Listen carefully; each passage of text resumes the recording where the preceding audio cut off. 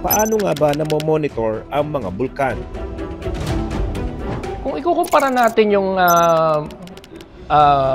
pag-monitor or pag-forecast ng volcanic eruption kumpara sa pagkakaroon ng ng mga lindol or earthquake, medyo mas advanced or mas medyo may yung level ng technology ay mas mataas kaysa sa prediction or forecasting ng mga lindol.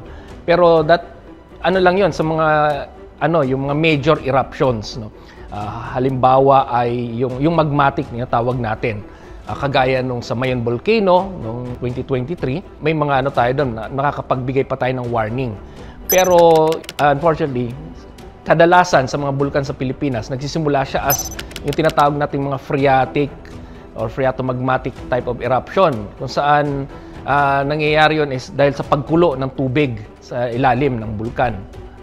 Right now, wala tayong yung technology na kahit sa anong bansa, wala pang hindi pa natin alam kung kailan mangyayari yun. Alam natin yung mechanism kung paano siya nag-i-erupt or paano nangyayari yung mga phreatic eruptions, pero sa kasalukuyan hindi natin alam kung kailan mangyayari yun.